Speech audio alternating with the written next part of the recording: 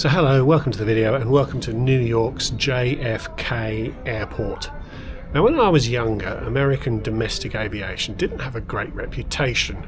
Yes, you'd get your own cabin, but the seats would be those sort of overstuffed armchairs that were comfortable to start off with, but they become a bit of a pain if you're on any sort of length of flight.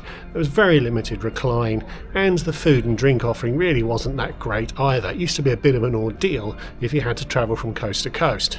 But that's a very lucrative market with a lot of people travelling very regularly and a lot of people prepared to pay quite a premium to get a premium experience. So the US airlines have all developed a product to try and attract that market, and American Airlines has done something quite interesting. They procured a small fleet of Airbus A321s and have equipped them specifically to service that market. These planes fly between New York and Boston on the East Coast, and I believe also occasionally Miami, and Los Angeles and San Francisco on the West Coast.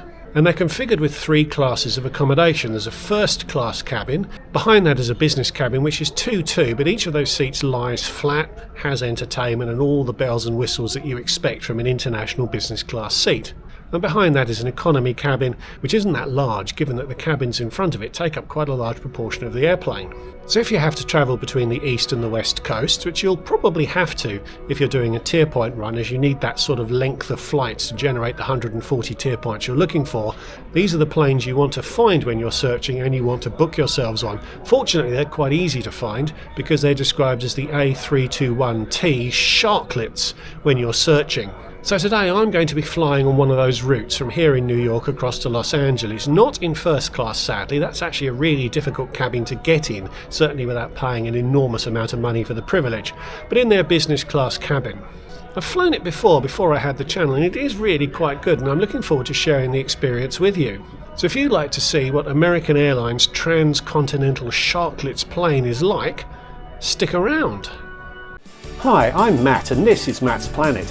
I aim to entertain, educate and inspire with my travel adventures from planning to execution. I'll show you how you can travel in style for a lot less than you'd think. So subscribe so you can come with me. Let me quickly illustrate how you find these planes. Direct flights on Kayak will show up as Flagship Business on the results page, and when you drill through it'll show as an A321 Sharklet. Over to Matrix you can drill into a flight option, and again you'll see A321 Sharklet as the plane type. I checked and every direct flight that day was on this equipment. If you like the look of Matrix, check out this video. Back to me quickly for a bit more about the lounge situation in JFK's Terminal 8. So here in New York you have a few lounges to choose from. There's the Admiral's Club, which is a bit rubbish to be honest with you. Then there is the Lounge, and I'm not going to use the name because I'm incapable of remembering the ranking of these lounges, but the Lounge is for gold card holders. If I was travelling with a gold card it would be a very pleasant place to spend a few hours, but I'm not. I'm a lowly silver, which means I have access to the Lounge.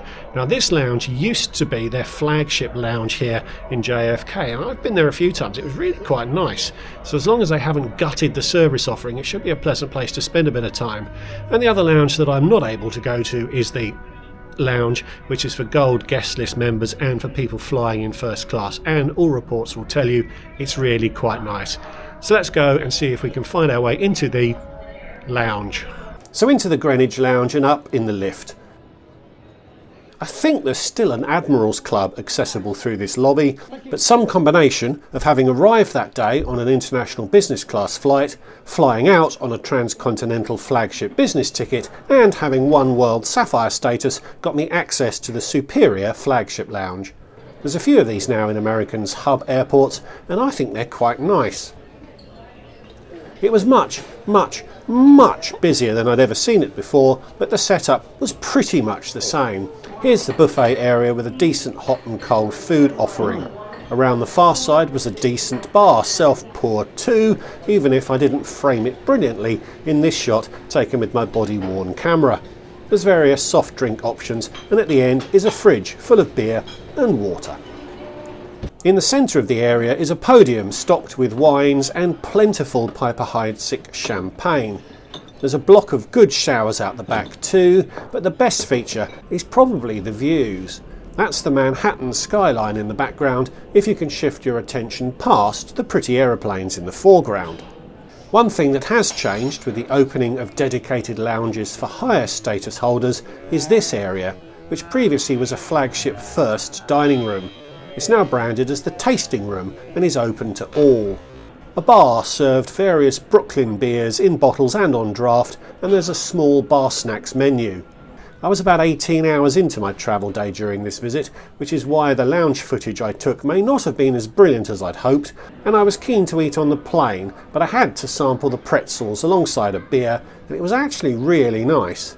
I made a better job of videoing the Soho lounge in this video if you're interested, and I'm yet to make it into the Chelsea lounge.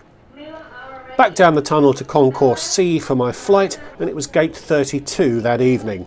Boarding was quickly underway. Passengers in the first class cabin are Group 1, but there's a maximum of 10 of them, so those of us sentenced to Group 2 weren't far behind.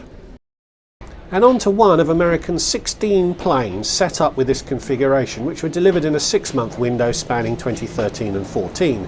This was the 9th of them delivered, so is now 10 years old. Through the first class cabin, where there's 10 seats in a 1-1 configuration, deploying Saffron Sky Lounge seats.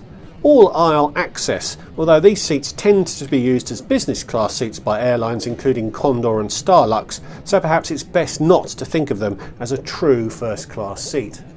And into the 20-seat business cabin and into the seat.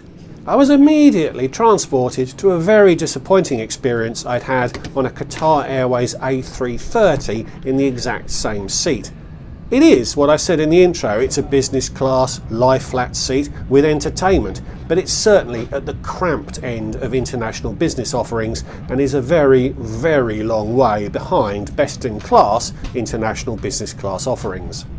Your neighbour is set back a little to create some privacy, but it's just not a wide seat. Bedding kits are on the seat when you board, but mine got thrown in the overhead bin as there's so little space to store things around you. What storage there is over your shoulder, in a position where only advanced yoga masters or the double jointed would have the flexibility to reach. Plugs and headphone jacks are back there too, as was the amenity kit. I studied that kit a day or two later and it contained the basics, a little less than I got on the international business class flight with AA, but it had what you needed. The table comes out of the armrest between the seats and is sturdy but not huge. If your seatmate doesn't trap you into your seat, the tray table certainly will. A pre-departure champagne was offered, just as on my recent transatlantic flight with AA, and again it was served in a plastic cup. As I said earlier, it had already been a long day, but cheers nevertheless. We pushed back on time and taxied to the runway as the safety video played. And up into the New York evening. Check out those funky Sharklets. I've previously flown north out of JFK and have had amazing views of the city out of the port side window, which is why I'd selected this seat. But on this occasion we flew south, so the view was of Philadelphia instead. A hot towel kicked off the service and it was quickly time for the meal. Here's the menu, a consistent offering to their international business class with one starter and a choice of 3 carnivorous mains with a veggie option. The drinks list was identical except for the deletion of the single malt whisky I'd seen on that international menu, and again there was no wine list. I started with some warmed nuts and a glass of Cabernet. Without a wine list I can be no more specific as to what it was. Then I had to have the beet and goat's cheese timbali, which was bland and monotonous, and I really didn't enjoy it. That salad wasn't much better. Not sure how pouring a tub of oil over either element was likely to make either taste any better. For the main course I went for the sea bass, which was a lot better even if it still wasn't amazing. The sundae may well have redeemed things, but I was already around 30,000 calories to the good that day, so I skipped dessert. Overall it wasn't terrible and you can see the ambition, but for me the meal did miss the mark on this occasion. One loo is shared between the 20 of you in the business cabin and is located in front of that cabin, so it was a little more spacious than an A321 loo can be when it's located right up the front. Nothing much to comment on, except for that odd staining of the cabinetry, which wasn't a good look. The seat smoothly reclines into a flat bed, but it's narrow. It's narrow at the shoulders, and it's pretty narrow at the head too. But I could get flat with my legs straight, even if I was pressing against all 4 sides of the seat when I did so. I'm 6'4" though, that's 1m93, so shorter people will find the seat far more comfortable than I did. And in the window seat, the privacy is decent when reclined. Aisle seats are a little more exposed. From my experience on Qatar, this isn't a great sleep to seat in. Oh, you know what I mean. I found a comfortable position and decided to watch a movie. Good noise cancelling headphones are available on request. Sensible, I think, as it would be just another thing that you struggle to store if it was distributed before takeoff. The screen definition wasn't brilliant on this 10-year-old plane, but the range of entertainment available was good. I still couldn't commit the 3 hours needed to watch Oppenheimer, so went for Ocean's 11 instead. In-flight snacks were made available at the front of the cabin. These were also offered around before landing as the second meal, which on a flight of this length is probably fair enough. The film is good, although after close to 24 hours of travelling, I did have to admit defeat and took a nap.